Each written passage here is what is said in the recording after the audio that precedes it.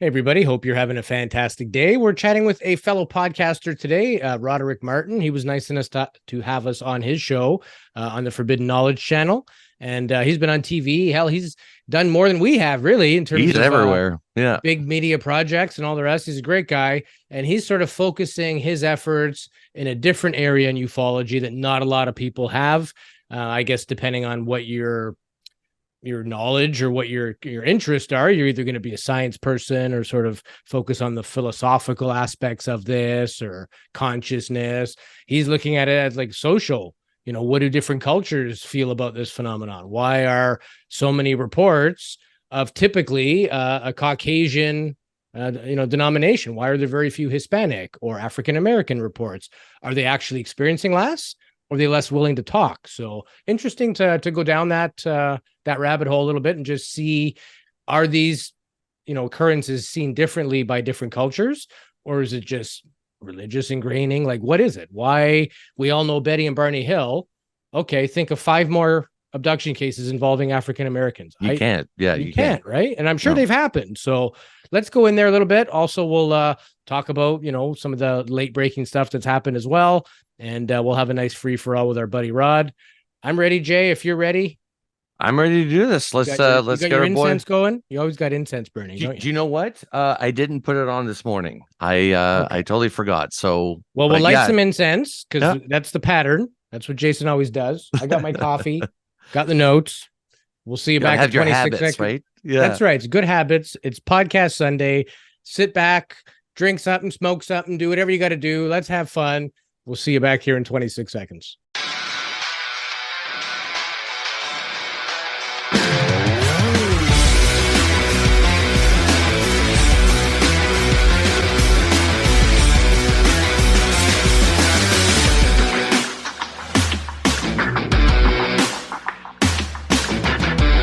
Are you paying attention? Welcome back to another episode of UAP Studies Podcast. I'm Louis Borges. Joining me as always, my best buddy, Jason Gilmet.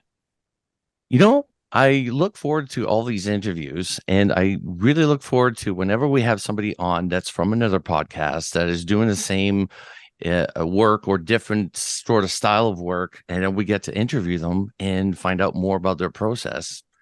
I love that. And, I think we should do that more, if anything. And I think other podcasts should do the same. Like, visit other people, see what they're doing. And I'm super happy about our guests. Not too many other shows will actually put another competitive show on their platform. They don't want to give them the views or the viewers, so to speak. And I know a lot of our fans, they watch a bunch of shows. So it's not like we have to lose a fan to gain a fan.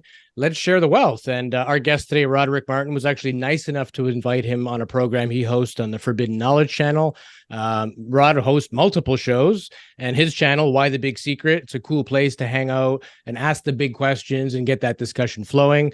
If you've seen him on TV, I know he's been on Discovery Plus's Alien Endgame. He was on the Black Knight Satellite, which was a Forbidden Knowledge production, that documentary, and Beyond Belief with George Norrie. And he's also been on Ancient Aliens. We haven't even been on Ancient Aliens. And so we're impressed, Rod. You've done a lot, continue to do a lot. Your set looks amazing. Your dialogue's amazing. We're excited to hang out with you for the next hour or so. So welcome to your first UAP Studies Podcast episode.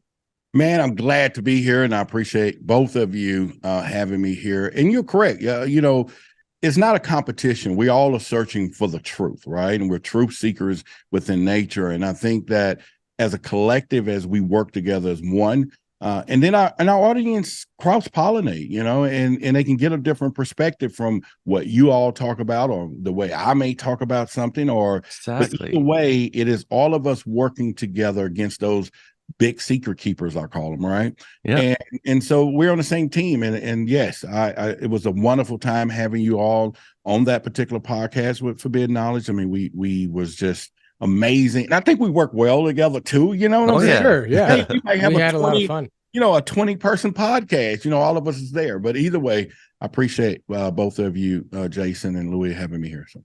Yeah, and your audience was great. I think you had like 400 people in the chat that night. The show got like 15,000 views by the next morning. So thank you for putting us on a decent sized platform. I'm sure we got some new people joined us. And again, for anyone on our sort of viewer list and our fans list, definitely check out Rod's material, and you'll see how he is at the end of the day. I'm sure you'll love him even more. So, but for those not familiar with you, Rod, tell us a bit about yourself and what got you into the world of ufology and now wanting to create content about the topic.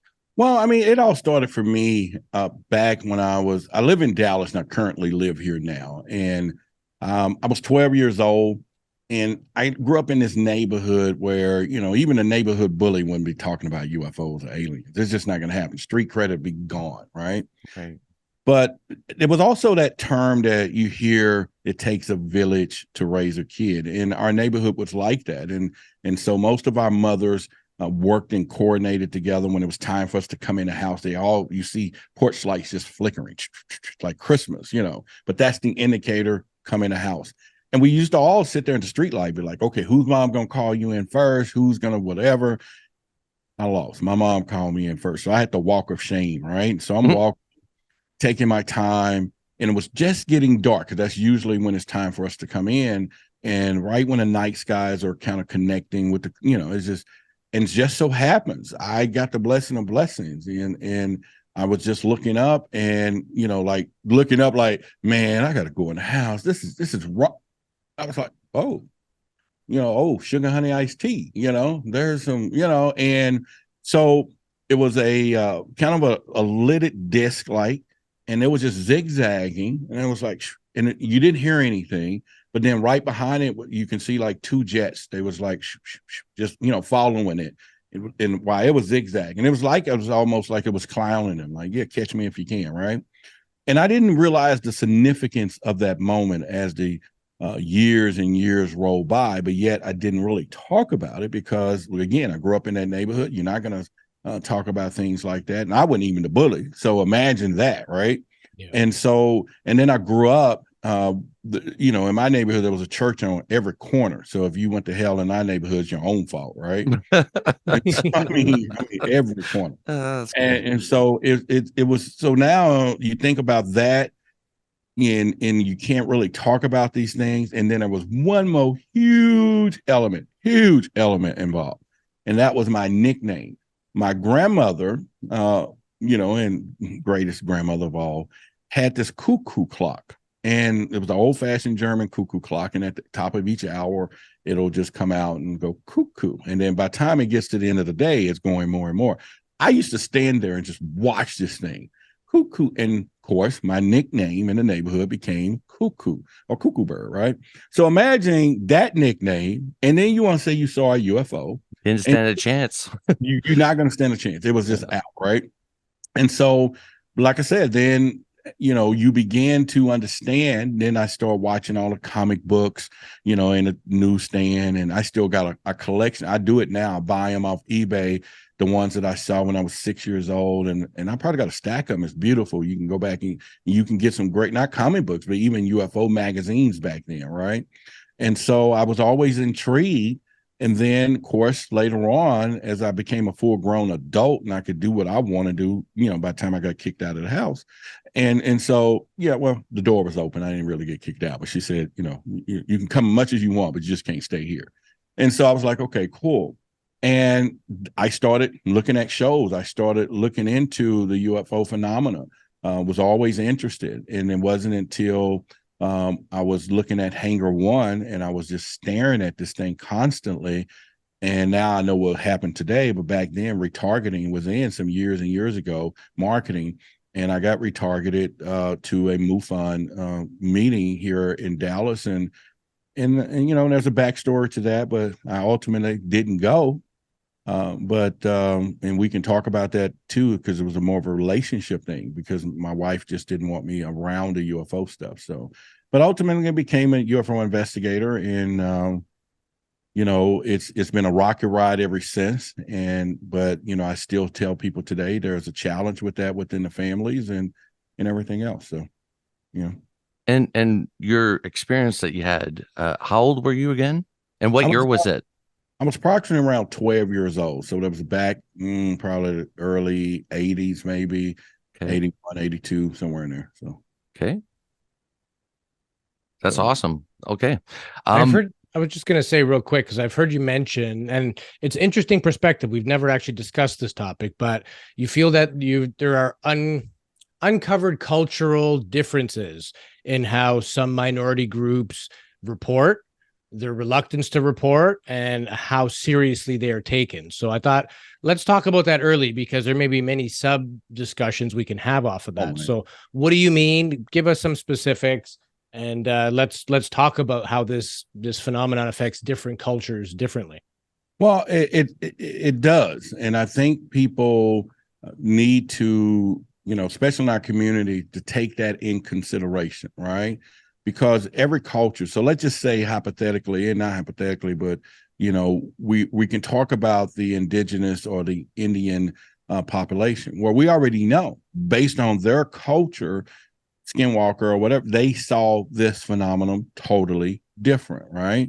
And so, depending on your religious background. Now, with me growing up in a community that Christianity was the bedrock of bedrocks, right, at this time, then therefore there was nothing outside of Jesus Christ. There was nothing outside of, Moses, not Moses, but Noah, that he put all the animals in this little small boat. And of course, right to the day, I'm still thinking he could have just left one of the mosquitoes behind. If that's the case, right, then we wouldn't have them. But spiders too, right? And so, but we grew up with these folklores and stories, and then that led to the point that we're alone in this universe. We are alone, and there's nothing else out there, and if there is, then, how could that be possible? Because of the Christianity story, or Adam and Eve, we all came from two people, all 5 billion of us, right?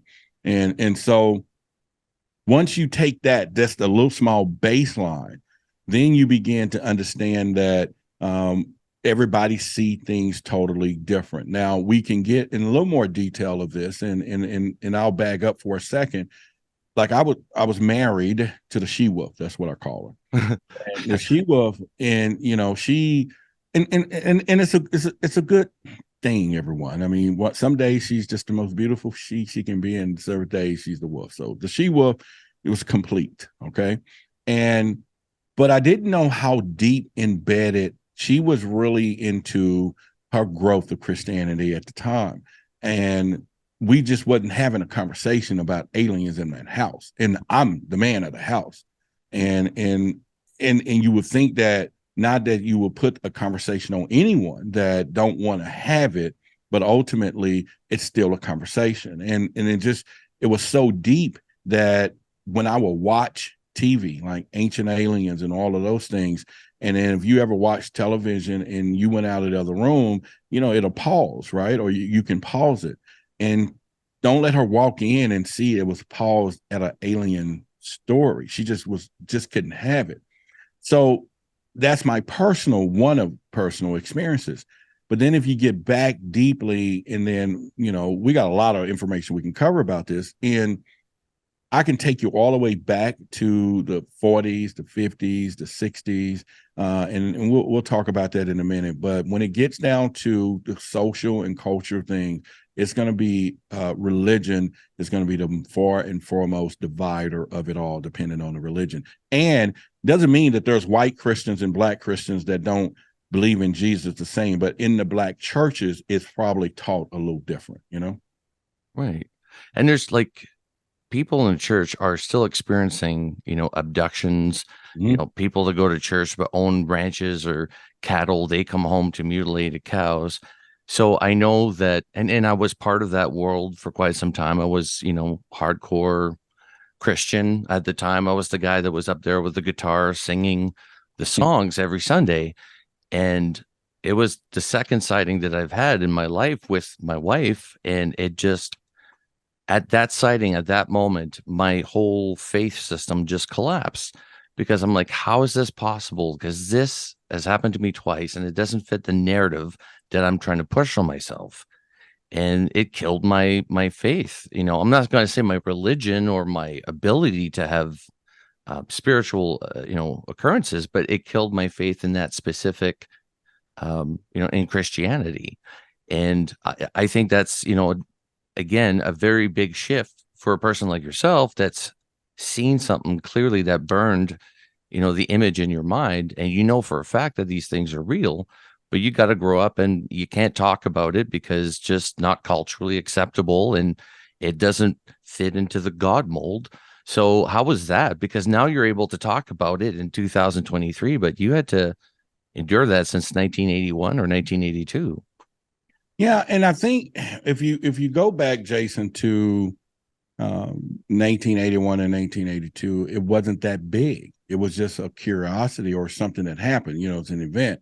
But like I said, I didn't realize how significant it was until I got a little older, and as I began, and didn't even know how big it was until I got into the game, I call it, what we do today.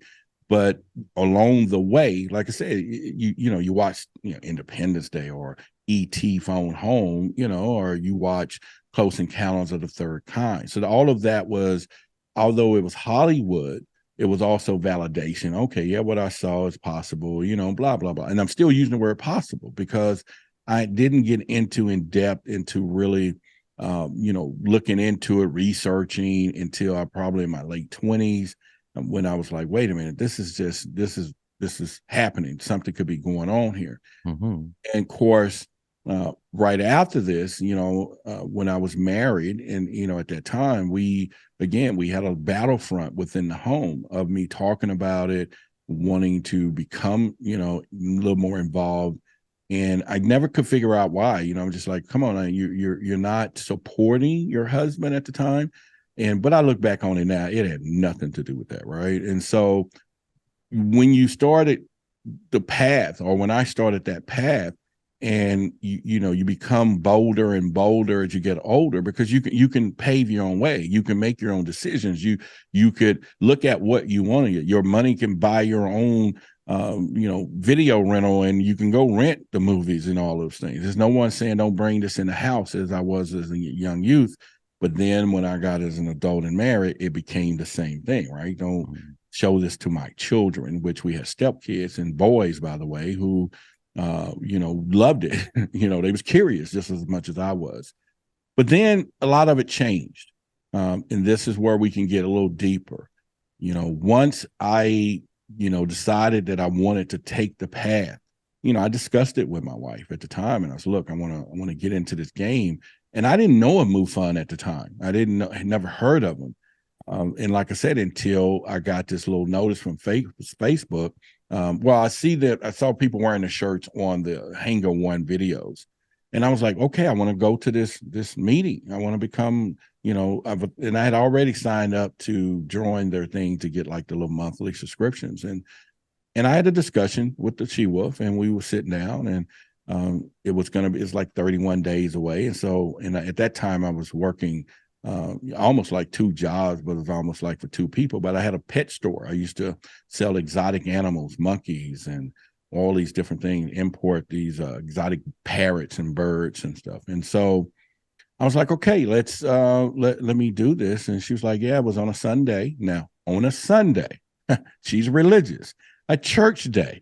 And I want to go to see some people with some aliens. So our issue got issues, and they already had issues anyway. And unfortunately, one of the cars broke down, and I was like, okay, babe, when you come back from church with your sister, it's going to be late. I'll get there late, but I'm going to meet and talk to some other people about UFOs, because at that time I wasn't talking to anyone. And she said, okay, and I was like, man, this is good. We got a breakthrough.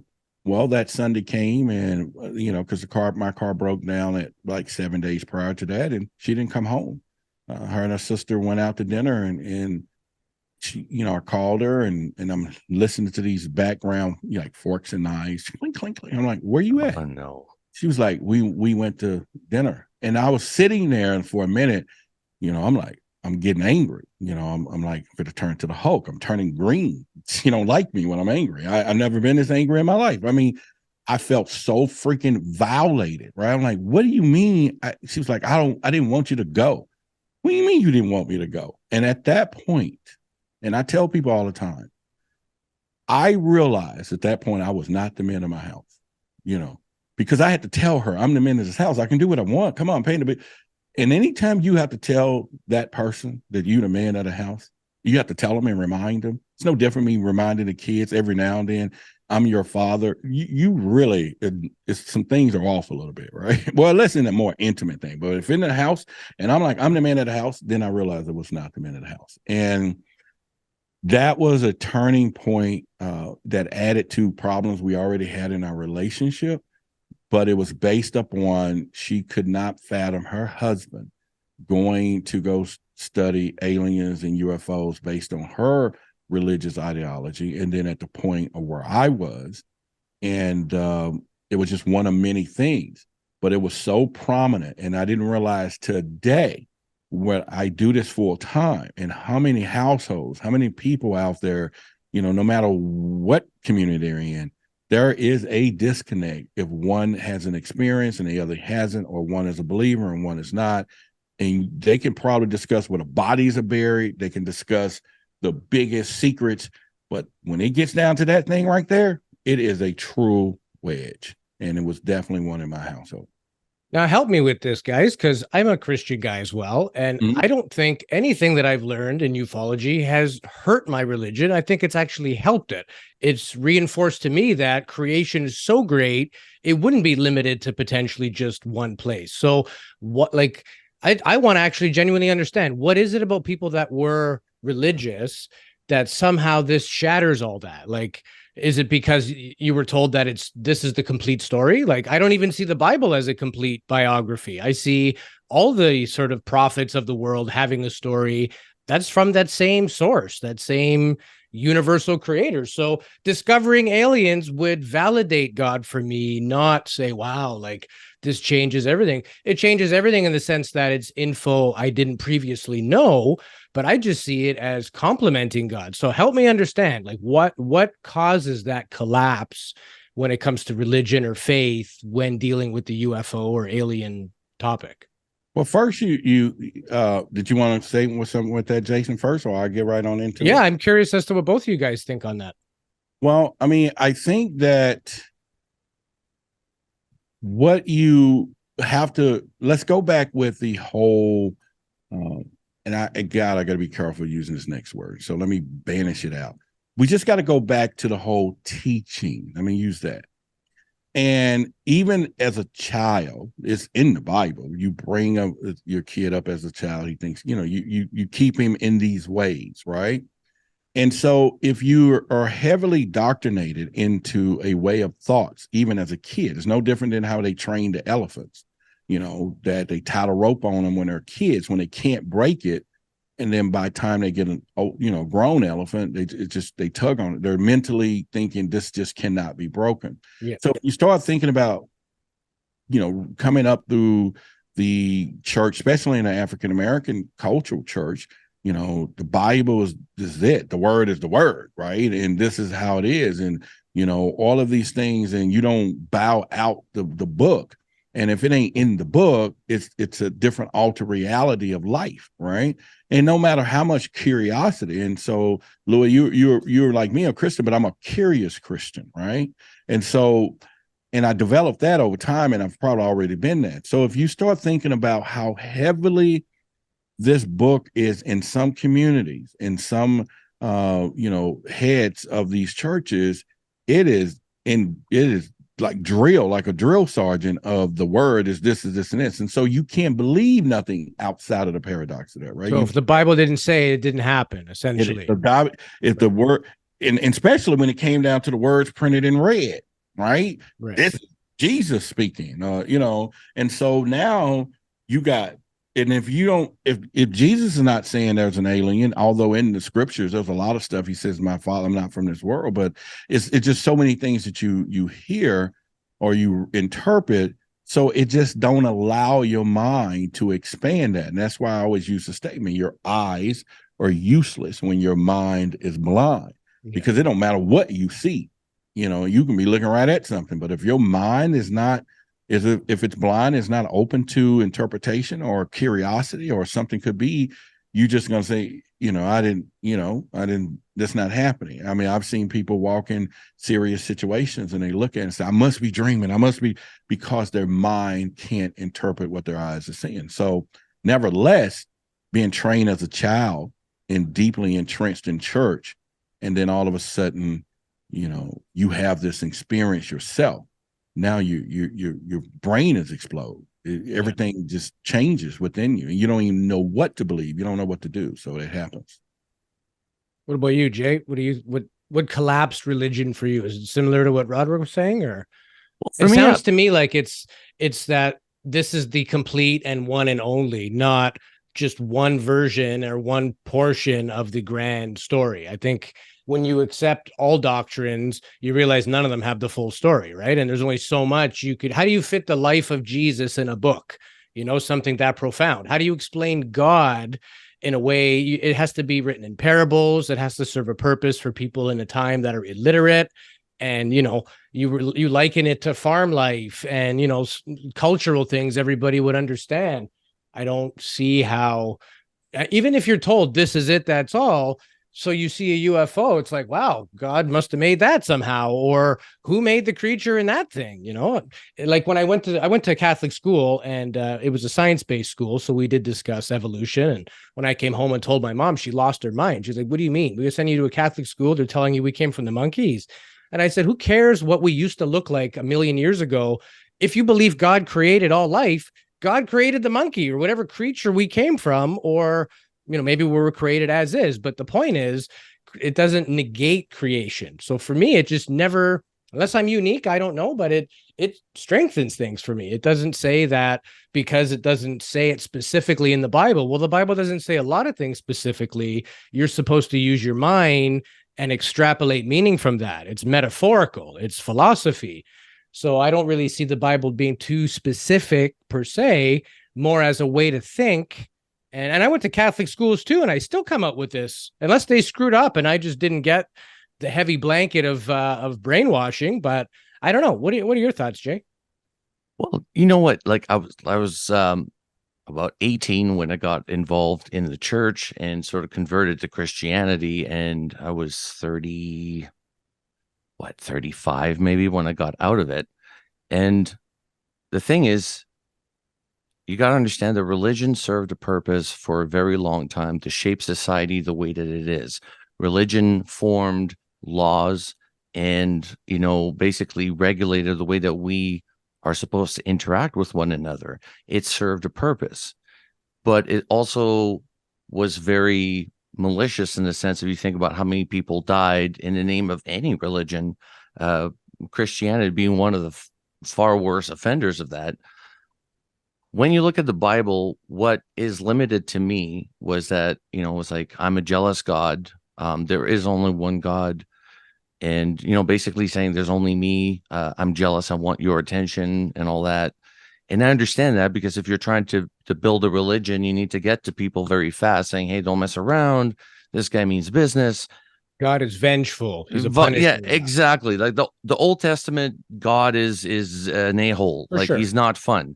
It's not till the New Testament. Now you got to understand something about the New Testament is at the time that Jesus was around, the Romans were obsessed with Greek philosophers and the idea of philosophy and all that. They taught that to the people that they occupied, and that includes the people in Jerusalem. So the concept that Jesus speaks about is like, oh my God, it's revolutionary. No, it's not. It comes from Greek philosophers that came before him. He had that knowledge, right? He was an educator, but I'm not wholly convinced that, he's the end all be all answer to all this. When I had the second sighting, what narrowed it down for me is like, how are these possible in the narrow-minded view that I have of the world? That, everything must fit within this box, which is very limited. Otherwise, we'd just laugh at it and dismiss it. And I was wrong. I could admit that I was wrong, but it completely shattered my faith in Christianity, or my understanding of Christianity. And I read the Bible. By the way, I don't want to ruin it for anybody who hasn't read it, but he dies in the end. But it's crazy because, you go from one way of thinking to another. And after I broke up from the church, it was like about 2 years. And then I started thinking the same as Roderick, like, I'd like to join MUFON. I'd like to be active and just somehow feel like I'm contributing to the world. And it was a point of contention in my marriage as well. But obviously it panned out because Lisa is now on board and she's interested as much as I am. But it was a point where she did want to talk about it, even though she witnessed it with her own eyes along with me. And it's crazy. Like, she just didn't want to admit it. And I could see Roderick's point. Like, that's a point that you have to both address. She was still part of the church while I was not. So the image that she also has to portray at church is that, oh, my husband's into UFOs. She's going to get laughed at, right? So the image that, our spouses have to have as well. I don't know about you, Louis, but it's just different in every relationship. For me, it was a little bit harder to get through. When I started the podcast, she didn't really understand the concept of it or why I was joining MUFON, but you got to do what you got to do, right? And if you got interest in this and you feel a calling to be active, you got to step up to the plate. And Roderick's right. Be a man of the house, right? Don't be afraid to venture where you need to venture. I suppose it's interesting to know, too, that if you look at other religions like Buddhism or even Islam, there's mention of like spirits and entities and things like that. It's nothing. And all of, like Roderick said earlier, Aboriginal tribes, they have a close connection with the spiritual realm as well, right? So it almost seems like when man got a hold of the words, he made a bunch of rules, and now we're all failures because we're not following those specific rules, right? It's the politics of creating a religion rather than just letting the messages come through, right? So interesting, cool chat. We don't want to have a religion episode per se, but it's valid. Some people say it'll destroy their paradigms, and people like myself are looking forward to it, enhancing it, right? So it's interesting how we all take things differently, and that's the whole point of disclosure. Like, a lot of us are like, yeah, give it to us, we're ready, and a lot of people are in that same confined mental box, not going to have an easy time of it, especially if it's contrary to what you've been told your whole life. It comes at a cost. It comes at a cost, and that's the thing that's more worrisome.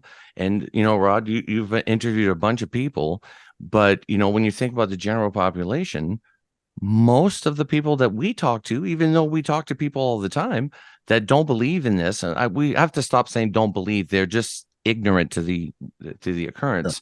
They don't have the evidence we've been shown. They don't have the data set to make. And they also don't want to know about it because they think it won't apply to them. They could still go to work tomorrow, and what does that have to do with them? They don't understand the implication that this is going to have soon on them, right? So yeah, it's huge. Roderick, what do you think on this? Well, I first of all, what you just said actually applies when it comes down to the African American community. They have so much other stuff to focus on. When you're talking about social things that are happening today. So why would I want to talk about a UFO or alien? Now, on the other side of that, we deep into our culture, ghosts and spirits are there, right? And so you can tell me that my grandmother is up there living in that room, upstairs, and that's who's making all the noise. And I'm going to walk through the house and be like, okay, Granny is still here, like it's much love. Now, of course, today, in my case, she got to go. We're going to have to, she's a little short. The short lady is stay too long, Granny. You can visit as often as you like. You just can't stay here, right? Stay here, That's good, Louis. That's good. It's one of those things that, so where's the breakdown, or where is the disconnect when it comes down to, why I cannot believe? And once again, I can use this book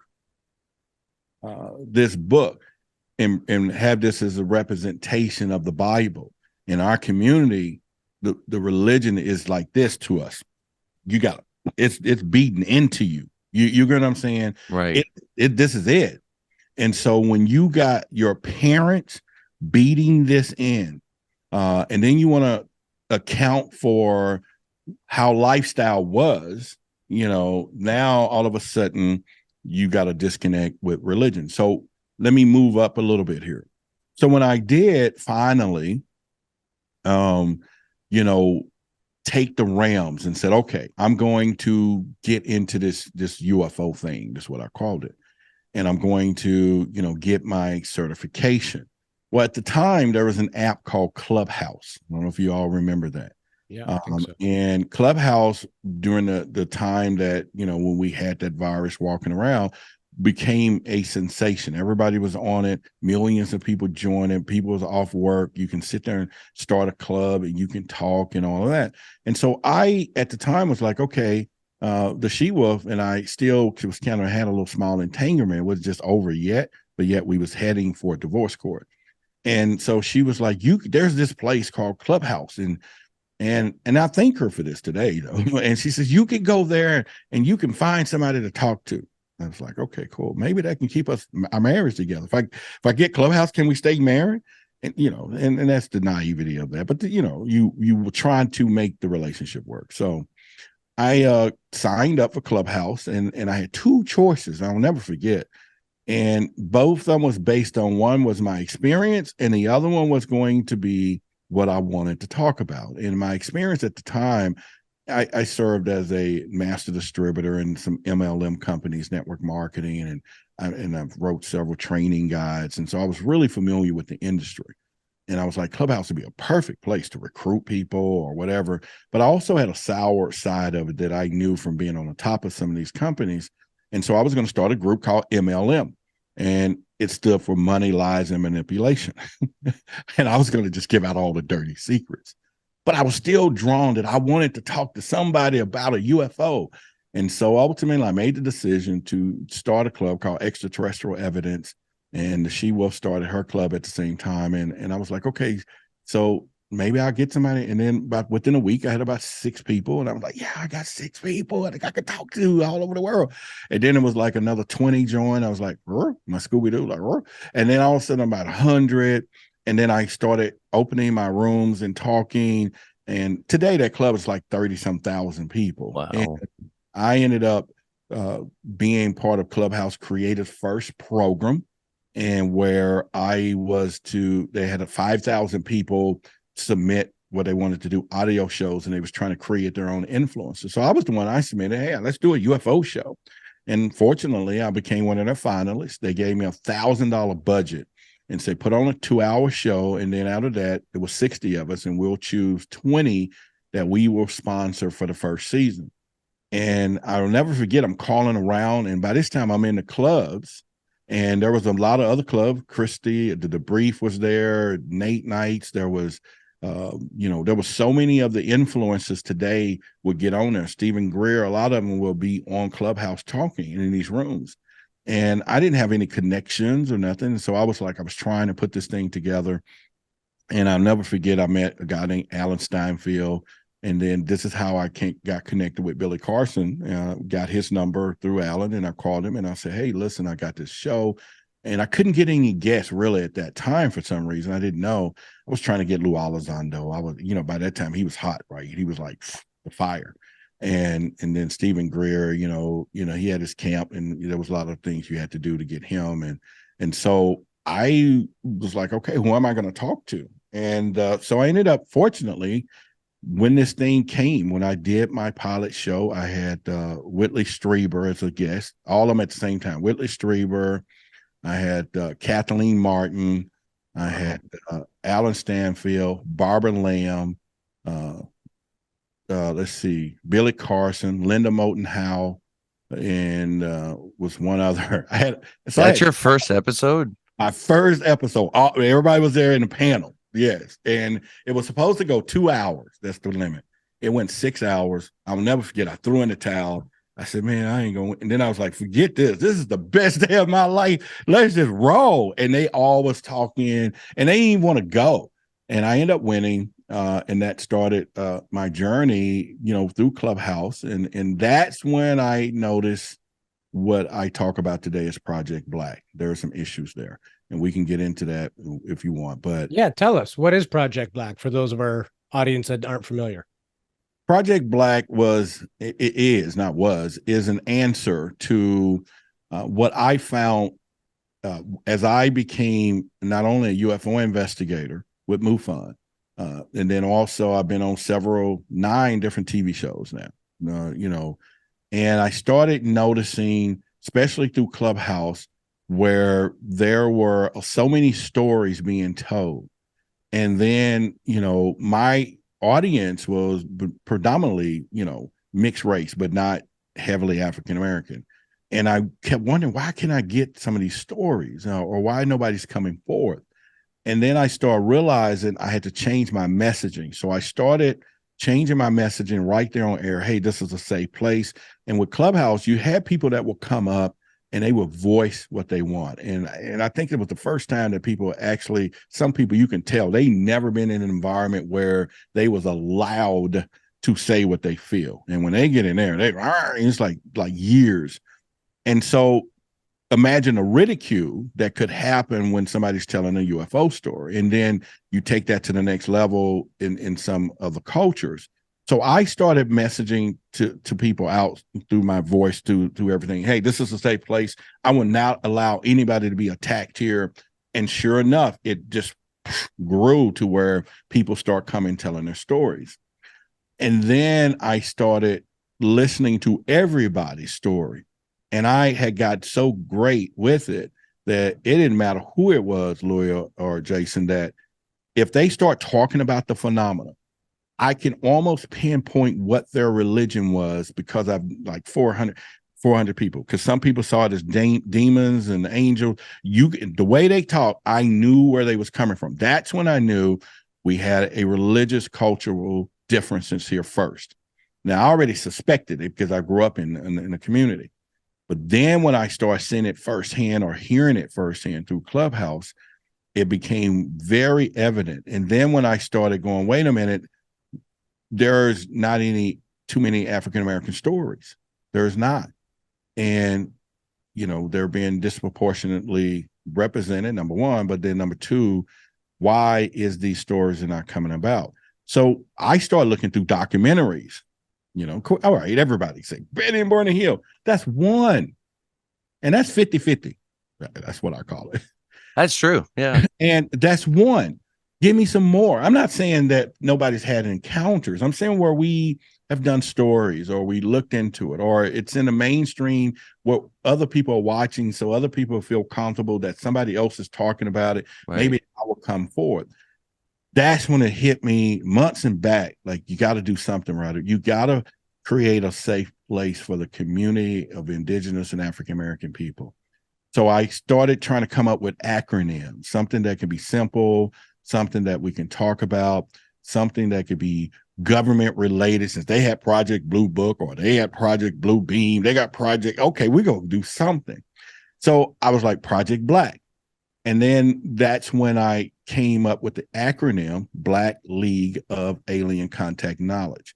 Now, I was heavily really on discernment on this, because I knew if it was interpreted wrong, there we go with another racial thing that's happening. And once again, you're going to do it in this community. But my messaging worked out, because it was meant to be that, no, this is for the collective. This is for all of us. And the word league doesn't mean you have to be Black. I'm just saying all of us together are going to focus on an area. It's no different that we are all scientists and we want to find out why green beans grow different than the brown bean. You know what I mean? And let's all focus on that. So once I start figuring that out, and then I started putting a mission together, and then I said, okay, how are you going to back this up? Why is this thing is this way? Then I started trying to work on a book. I wanted to do some Black history. That's when it hit me, or that's when the research let me know, Houston, we got a problem. So when I started trying to do research, I couldn't find no stories. And then, like my show says, Why the Big Secret, and from the book of George Orwell, 1984, one of the things I learned from that book was that he was saying at the time, he didn't care about how they were doing what they was doing. He said the how was never as important as the why. And of course, hence why the big secret, right? Because I always tell people we got to focus on. So when I started looking at the why we don't have these stories, why Black people are not talking about it, why they're not being reported, why that they don't trust this community, all of those answers came like just, and let me share it with the audience. So if you take, and this is going to take an audience to understand where I'm coming from. Let's go back to the 1930s, 40s, 50s. When we got racial segregation, right? There was, we just know Black people were not treated the same in some of these areas. All right, so let's just take that as a baseline. Now take the UFO phenomena, where white people were not treated the same. Okay, they was treating white people. So imagine a Black person coming into the mix. Oh, I saw a UFO too. And then if you start thinking prior to MUFON, before 1970s, there was no reporting agency unless you went to the local sheriff department. All right. What person of color would have walked in the local sheriff departments in the 30s and 40s and 50s when the KKK and all of this was happening, and you had to just survive being Black, nevertheless saying there was an alien abduction, and give somebody a reason to put you in a straitjacket, because they didn't need other reasons anyway. But if you were crazy and they can deem that, and like I said, they was treating other people of out of the race crazy back then. So then that lets me know you got a whole history that's gone. So I knew we still had Black people on the same bases, the same militaries, the same right there next to white people or any all other races, because they were brothers in the military. They worked together and served together, but they're still, these stories are not coming out today, right? So I was like, okay, now there's a trusted thing. You got the religious thing. You have all of these things that are playing in it. And then I started going deeper, and I made a huge discovery, and we want to go into history again. Project Blue Book is one of the biggest things. All we know is Professor Hynek, and we hear about Professor Hynek. Well, there was a story called the Tuskegee Airmen. If everybody remember that was the Red Tails, was a African-American fighter group who at the time became one of the best in protecting the plane, the bombers. And there's a great movie on Disney on that too, Rod. Yeah. And they end up was requested at the end. Yeah, it's my kid's favorite movie. Well, tell your kids this, and if they're into this UFO thing, one of the original people in that movie, one of the pilots, his name was Robert Friend. He's African-American, of course. And he stayed on with the Air Force for 30 years after the Tuskegee Airmen. He was one of the original, painted his tail red. If you go look up the history, which we don't talk about, and okay, why is it important? I'll get to that, is that in 1958 to 1963, you can Google it right now, he ran Project Blue Book. He's Black.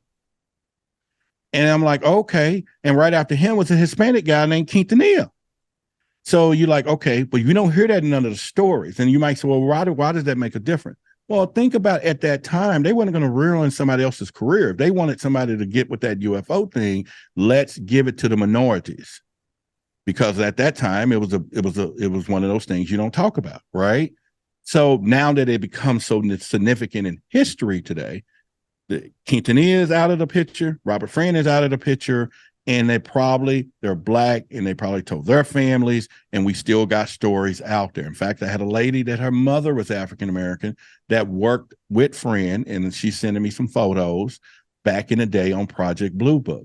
And I'm like, okay, so wait a minute. So now we have some culture skin in this game, and we can find some of these stories.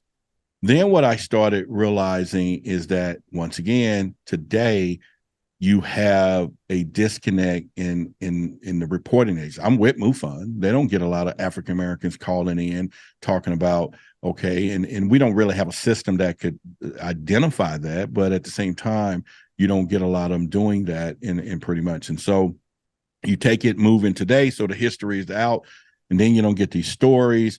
Then you can go back into what was they calling UFOs back in the days. They was calling UFOs chariots. You remember the number one book was Chariots of the Gods, right? By Eric, I forget his last name. Von Daniken. Yeah. But if you go back into African Americans' story and folklore, there is a song that we used to sing, the slaves, and they used to sing, and it goes something like this: swing low, sweet chariot, come to take me home. And then had another verse, I looked over to Jordan. What did I see? The angels coming for me. And then we know the UFOs are seen over the water. Now, when they sung this song, there was no airplanes in the sky. So they called them chariots too.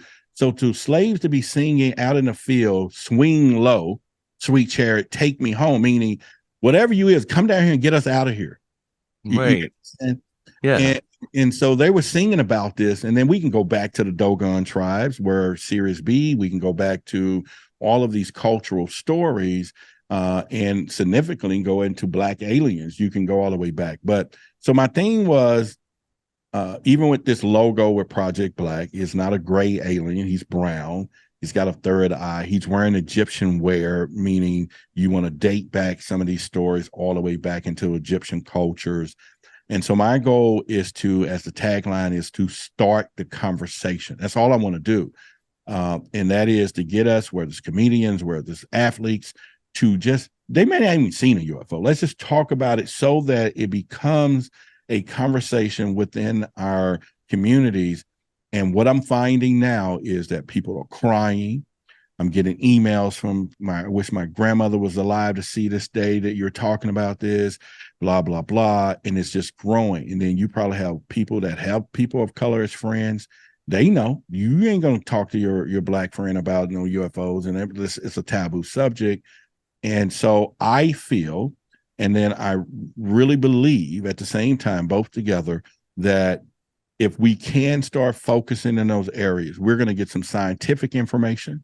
We're going to get some very stories that we've never heard of. We're going to then understand that, they just don't, abduct white people, right? A lot of people is being abducted. It's a big thing going on. It's global. It's a global issue. Global thing. Yeah. And so we will break all of those myths. And then at the same time, we will probably get some more better scientific data. We'll get some more experiences. And by the way, for all of us, is give us something else to look at. We don't seen all this stuff. You get what I'm saying? We don't see all of it. We need some new stuff. And so why not be able to do that? Now I'm taking arrows right now. I'm getting posts. Why you want to bring races in it? And when I get those type posts, y'all, I already know that's the problem that we're getting right there, because if they're thinking that a UFO and alien abduction is a racist thing, that I'm trying to segregate this thing, and versus me saying, no, there's a problem that if nobody looks like me is up there talking, and you got to trust, because you got to go trust back in the 40s, 50s, and 60s. I do feel that the people who were back then are about to transition. A lot of them are. A lot of the stories are going to disappear if they hadn't told some of their other family members. So I'm moving as rapidly as we can, because that's when it was at its height.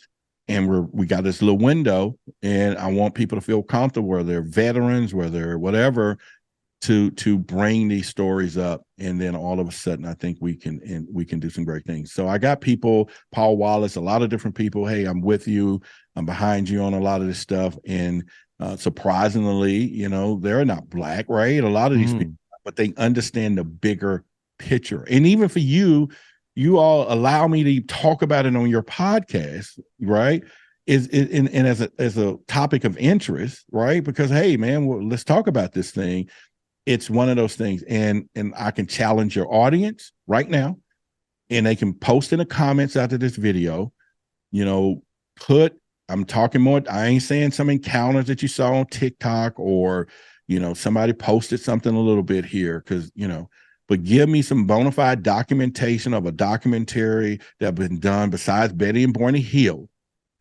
And I'll challenge us to get 5 documentaries out of thousands, okay, that's out here that you're going to see within indigenous and African-American communities. And so you get some Indians, because we're talking Skinwalker, but there's still a lot of other indigenous people. But that's a challenge, because where are those stories? And even if you get deeper into the Hispanic community, I talked to Robert Salas, even though I talk on the phone, and he really was one of the ones who says, Roderick, we got to stop focusing on what's in the sky. You got to start trusting the witnesses. He's like, if you're already doing that, go further. And, he's the, Minuteman at the, Master Air Force Base that they turned off the nuclear weapons, Captain Robert Colonel, is it Colonel now or Captain Robert Salas? And that was why, okay. So I had to develop one more piece to get past this, you all. And I'll throw it back here. I know how it is, you got to give the host that. You got to give it back to them. And this is when I started understanding that people need people to believe in them, because we get a lot of high strange stories. You know that, right? And some stuff is just like, whoa. So I develop a mindset, what I call I believe, you believe.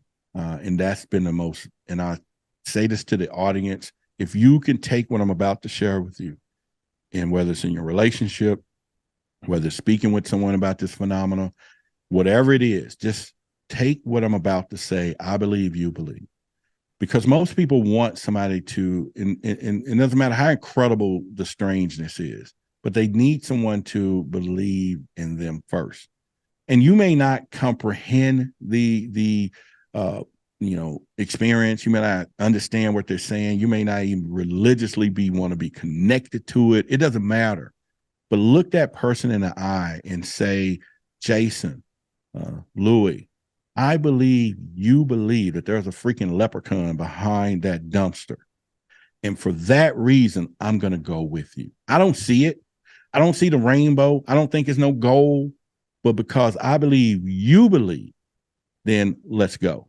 And when I started doing that, listening to every story, the 400 interviews, the people that start coming, it gave me a whole different perspective and allowed me to be that curious person to begin the journey to where I'm at today, being on TV shows, doing all these different things, because I don't underestimate a story. But if this person they believe this is happening to them, then I need to support what they believe. And then along the way, I seem to somehow make some new discoveries. And that's how you want to approach it. And if anybody wants to get involved, where can they find out more about Project Black and also your channel if they want to watch your podcast? They can go to whybigSecret.com, which is my website, and there is a page for Project Black. There is a page there where they could say, hey, they want to volunteer, or they can submit a story or whatever they want. And then, I reach out, we'll talk to them and try to, just go that journey. But my podcast and YouTube channel is Roderick Martin, Why the Big Secret on YouTube. And I stream 3 or 4 times a week there. And we do try to dedicate Thursdays to Project Black only, where I'll try to bring in some cultural stories and, professional people, therapists, or no matter who it is, we're still talking about it in the community or within. And like I said, they'll find that there's a whole mixed race of people focusing now, trying to dig out some stories that's disproportionately being shared. And because of religion, fear, ridicule, and all of this has nothing to do with race, except for, do they want to trust going into a situation that they feel that could not work out for them, at some point. And so I have to create that trusted part. So it's a unique, and important part of the study. And we mention this all the time, but people should, study the whole phenomenon, yes, almost like a general practitioner, but focus on 2 main areas of expertise, if you will, or read more on it. And I've read tons of books on alien abductions, but rarely do I ever hear anything about African Americans having this experience. Females are being taken, males are being taken. We had our friend Marquise Williams, of course, on, and Michael Carter, Reverend Michael Carter on. They come forward and they're telling their stories. And it's amazing because it's like, dude, why isn't more people coming forward? This is a human issue. And, Louis and I are strong believers that it applies to everyone. We all need to work together, all our knowledge pulled together. That's why we put the content out for free. And we don't have, like, you can only get this if you pay.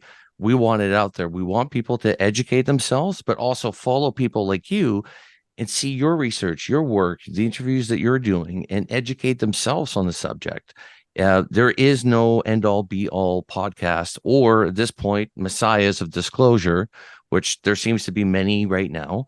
And Roderick, I just quickly before we let you go, my biggest fear is as disclosure seems to be happening, we got Congress moving, the bill's about to be mentioned here through Congress. I'm sort of curious as to your opinion on, like, what's that going to do now to the people in the Black community that haven't spoken up yet? Do you think they'll give them a swift kick in the butt and get them moving? no. No? And here's why. 90%, to your question of that, a lot of African American people are not watching the congressional hearings on the UFO release. They're not watching Tucker Carlson, who hopefully, he talked about it. They're not watching Dr. Stephen Greer's press conferences. It's not filtering down into our neighborhood media, that is happening out here, because we still getting the shows that is funny, is laughing. So yeah, I have to figure out a way to bring humor into this without, alienating, or what a word, right? People. But at the same time, so to answer that, it's not going to do. And I think even when I think about the word disclosure, that's a double-edged sword, guys, and we know this. And although for us who is pushing, because we've been in a game, we want more. And here's where I'm going with this. See, there's a inherent difference between setting up whistleblowers, all of this stuff, covering them. The government they're not caring about the people and the mental anguish. They want technology. They want information on war machine things that they can use. So they're paving the way. When we think in disclosure, yeah, we already know the aircraft exists. We already know this. They're trying to figure out what private contractor who getting our money through black ops is holding national information that we could use the government. So those disclosures not for the people. And then when you think what people really want, do you really want, and I say this to your audience, that you look in your house and you have your nice neighborhood and it's worth $300,000 homes, and you got your the homeowners association giving out the yard of the month. But then you look out over there across the street, that yard grass is grown tall.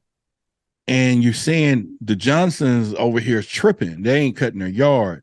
But then you get this disclosure notice that they've been abducted, because you want to know. You got to know. And matter of fact, the 3 doors down, they abducted someone else.